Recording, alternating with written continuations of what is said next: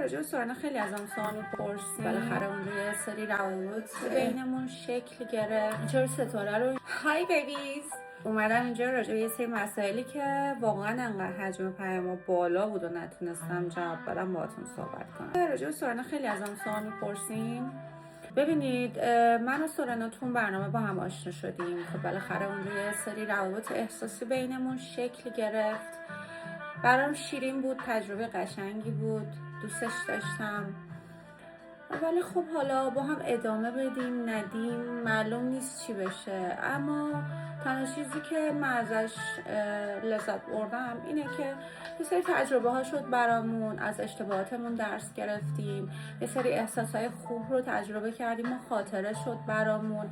برای همین در کل خواستم اینو بگم که من براش آرزوی موفقیت میکنم و از لول آپ شدنش، از موفق شدنش همیشه خوشحال میشم.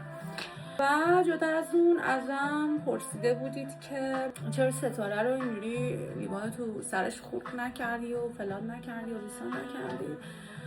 والا خودم خیلی دلم می‌خواست این کارو بکنم، ولی اون لحظه‌ای که خیلی عصبانی بودم.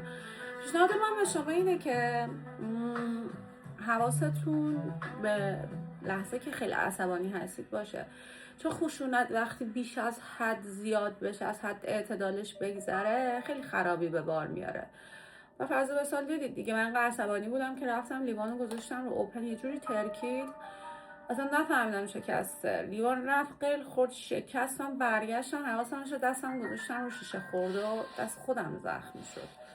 ببینید کینه، نفرت، خشونت بیش از حد اعتدال به خودتون آسیب میاره و برعکس عشق زیاد، توجه زیاد، خوبی بیش از اندازه هم برای خودتون آسیب میزنه، باعث میشه طرف مقابل قدر ندونه.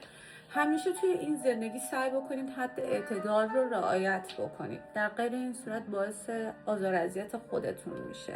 جدا از اون خواستم راجع به دانشگاه باهاتون صحبت کنم. خیلی راجع به دانشگاه بچه‌ها از من سوال میپرسید، ولی چون انقدر پیام زیاده و اینکه سوالاتتون رو درست نمیپرسید از من نمیتونم جمع‌بندی شده همون PM اول جواب بدم که بازده خوبی داشته باشه. برای همین گفتم اینجا یه گفتگو کنم براتون، توضیحات لازم رو بدم که دیگه شما بر اساس این به من پیام بدید. من بر ثبت نام و پذیرش دانشگاه خصوصی با این دانشگاهی که بهتون نام میبرم کار میکنم. باهچه شهیر یونیورسیتesi, Aydın Üniversitesi, Okan Üniversitesi, Aral Üniversitesi, Kent, Atlas ve Biruni İstinye Medipol Üniversitesi. دانشگاه باهچه شهیر، آیدون و مدیپول مدرکاشون توی ایران هم معتبر هست. برای ثبت نام دانشگاه هم از تلگرام به آیدی apply by راونا PM بدین. ولی پیامی که می نویسین و لطفاً در قالب جمع‌بندی شده بنویسید. مثلا بنویسید که مقطع تحصیلی مورد نظرتون چی هستش، یعنی کاردانی یا که کارشناسی یا که ارشد میخواید بخونید. رشته‌ای که میخواید بخونید و برام بنویسید اسمشو. اگر هزینه دانشگاه براتون مهم باشه، اینکه حساسیتتون نسبت به بودجه هست و چقدره حتما درج بکنید.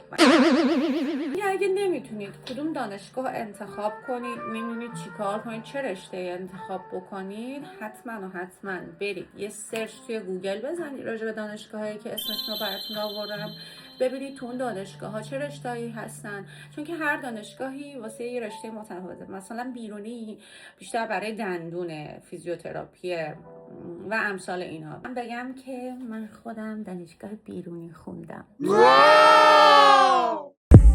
You wanna pick the world around me apart, one by one destroying the ventures of my heart.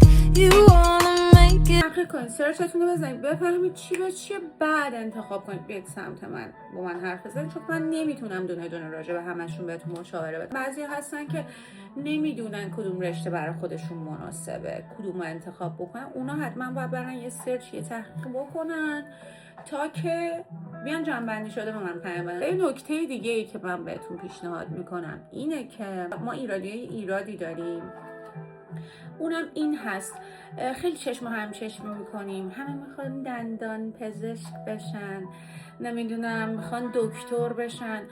ببینید واقعا دوست دارید رشته پزشکی و رشته دندان پزشکی و اصلا میتونید، دل و جیگر خون دیدن دارید، دل و جیگر زخم دیدن دارید، اگه ندارید نرید سمتش. به خاطر چشم و چشم وای به این پوز بدم حرف در و همسایه اذیت میشید. دوره تحصیلی خودتون سخت میگذره. بنا به یکی هم آینده شغلی خیلی در نظر بگیرید. مثلا الان دانشگاه ها پر دانشجوهایی هستش که پزشکی میخونن، دندون پزشکی میخونن، ولی آینده شغلیشو مد نظر نمیگیرن. کلا جامعه پر از دندون پزشک و دکتر میشه ولی یه دونه طراح داخلی نداره. آینده شغلی رشته‌ای که میخواید توش تحصیل کنید چجوری هستش، بنا به اون تصمیم میگیرید، خیلی بیشتر موفق میشید. بنا به معدل ریزنمره هاتون، بنا به معدل مدرک تحصیلی قبلیتون، دانشگاه میگه که شما میتونید این رشته رو انتخاب بکنی یا که نه. بنا به معدلی که دارید رشته انتخاب بکنید. بورسیتون هم نسبت به معدلتون مشخص میشه. اگر که تصمیم نهاییتون رو گرفتید که حتما ثبت نام بکنید، مدرک و ریزنمرات مقطع تحصیلی قبلیتون رو همراه با پیامتون برای من بفرستید. وقتی که مدرکتون رو فرستادید، ریزنمرات فرستادید، فهمیدیم که شما برای فلان مثلا رشته‌ای که انتخاب کردید قابل تایید هستید، اون موقع مشخص میشه که بورسیه شاملتون میشه. دانشگاهایی که برای ثبت نام، معرفی و مشاوره میشن خصوصیه. بورسیه شاملتون شد، فکر نکنید که فری قراره رایگان بیاید کلا دانشگاه. نه، یه مبلغ پرداختی حتما هستش. اقامت دانشجوییتون هم همراه با ثبت نام دانشگاهتون براتون میگیریم، اونم به عهده شرکت خودمونه.